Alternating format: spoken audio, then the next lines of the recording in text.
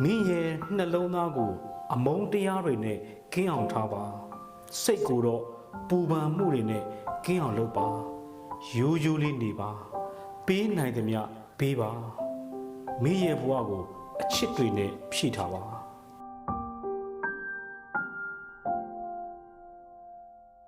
ပြိုင်ဆိုင်ခြင်းကနေပြီးတော့ပေးဆက်ခြင်းအဖြစ်ပြောင်းလဲပြီးတော့မင်းအာယုံစိုက်တဲ့အခါမှာမင်းရဲ့ဘဝဟာအောင်ပွဲခံရင်းနေနဲ့ပြည့်နေမယ်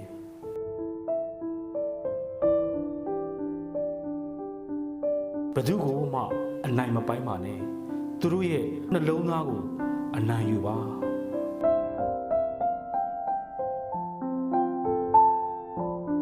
မင်းရဲ့စိတ်ဟာစွမ်းအားကြီးတယ်မင်းရဲ့စိတ်ကိုအကောင်းမြင်တဲ့အတွေးတွေနဲ့စစ်ထုတ်လိုက်တဲ့အခါမှာမင်းရဲ့ဘဝကြီးစပြီးတော့ပြောင်းလဲလာတယ်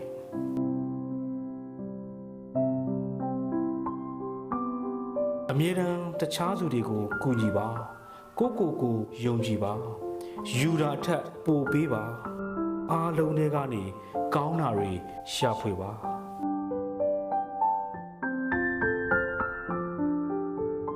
ငြိမ်ငြိမ်လေးနေပါစိတ်ရှိပါ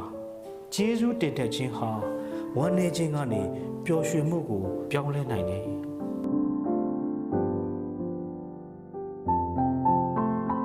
အကောင်းမြင်ရမယ်ဆိုတာအဆိုးမြင်မှုကိုဥပိ္ပခာဖြစ်ထားရမယ်လို့ဆိုလိုတာမဟုတ်ဘူးအဆိုးမြင်ခြင်းတွေကိုကြော်လွှားရမယ်လို့ပြောတာ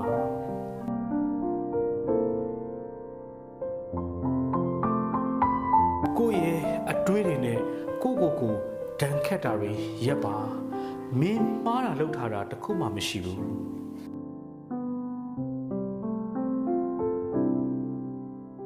ဘဝရဲ့အကြီးမားဆုံးပျော်ရွှင်မှုတွေတဲကအပိုင်းတစ်ပိုင်းကတော့ကိုယ့်ရဲ့တိုးတက်မှုတွေကိုတားဆီးတဲ့သူတွေနဲ့လမ်းခွဲလိုက်ခြင်းပဲ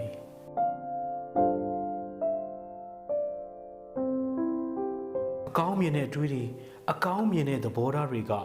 ကြီးပွားမှုချမ်းသာမှုငြိမ်းချမ်းမှုပျော်ရွှင်မှုတွေကိုဆွဲဆောင်နိုင်တယ်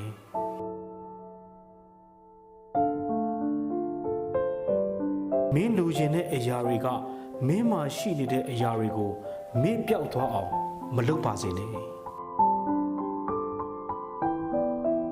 မင်းရဲ့အကြီးမားဆုံးအားနည်းချက်တွေနဲ့မျက်နှာချင်းဆိုင်မစုံမတွေ့ရသေးမချင်းမင်းရဲ့အားသာချက်တွေကိုမင်းနားလည်မှာမဟုတ်ဘူး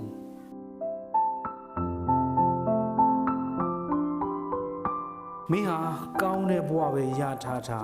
ဆိုးတဲ့ဘဝပဲရထားတာမင်းမနှက်မိုးလင်းရင်နိုးထပါမင်းမှာရှိတာတွေအတွက်ကျေးဇူးတင်ပါ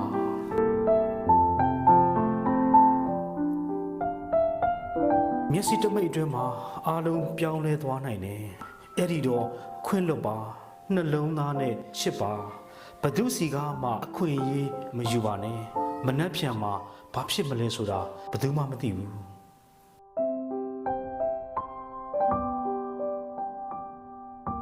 ဆိုးတဲ့အခန်းတွေကကောင်းတဲ့ကြီးကျယ်တဲ့ဇလန်းတွေကိုဖန်တီးနိုင်တယ်မှားတဲ့လမ်းတွေကမှန်တဲ့လမ်းတွေစီကိုဥတီသွားနိုင်တယ်ကြာရှုံးခဲ့တဲ့အိမ်မက်တွေက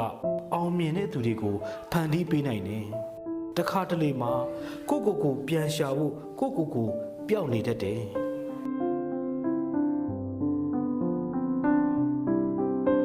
ဘာမှမမြင်ဘူးဆိုတာမင်းရဲ့အမှတ်တရတွေကမင်းကိုသတိပေးနေတယ်ဒီနေ့ပျော်နေပြီမဲ့မနှက်ဖြန်ဝမ်းနေရနိုင်တယ်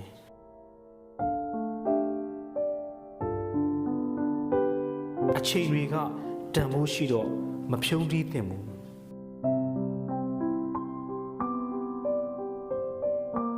ဘဝကိုပျော်ပျော်ရွှင်ရွှင်နဲ့ဖြတ်သန်းပါမှတ်ထားရမှာကနေ့တွေကိုမရည်တွက်ပါနဲ့မင်းရဲ့နေ့တွေကပဲမင်းကိုရည်တွက်ပါစေ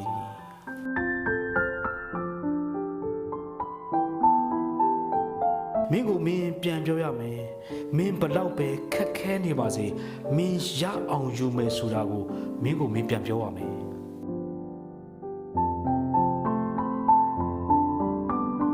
မင်းဟာမတူထူးခြားတဲ့လူတစ်ယောက်ဖြစ်ချင်ရင်ဘယ်သူနဲ့မှမတူအောင်မင်းစူးစမ်းရမယ်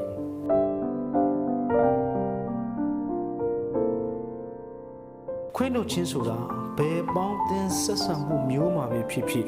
အကောင်းဆုံးသောချစ်ချင်းမေတ္တာရဲ့ပုံစံပဲ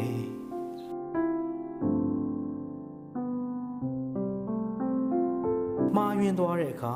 စိတ်သက်ချမ်းခိုင်တဲ့သူတွေဟာတောင်းပန်ပါတယ်ဆိုပြီးတော့ပြောတတ်တယ်စိတ်သက်ပူပြီးတော့ချမ်းခိုင်တဲ့သူတွေကတော့ခွင့်လွှတ်တတ်တယ်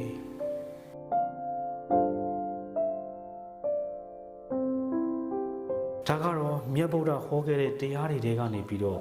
ကောင်းနှုတ်ထားတဲ့ဆိုရိုးတွေဖြစ်ပါတယ်ဒီဆိုရိုးတွေကို The Achiever Channel ကနေကျွန်တော်ယူထားတာဖြစ်ပါတယ်ဘာသာပြန်ထားတာဖြစ်ပါတယ်ဒီဆိုရိုးတွေကိုကြိုက်တယ်ဆိုလို့ရှိရင်တော့ကျွန်တော်ရဲ့လူငယ်တွေဒီဗီဒီယိုလေးကို like and share လေးလုပ်ပေးကြပါဦးကောင်းမွန်ငြိမ်းချမ်းစွာအိပ်စက်နိုင်ဖို့ကိုလည်းကျွန်တော်ဆုတောင်းပေးပါတယ်ကျွန်တော်ကတော့ကိုဉာဏ်လင်းအောင်ပါခင်ဗျာ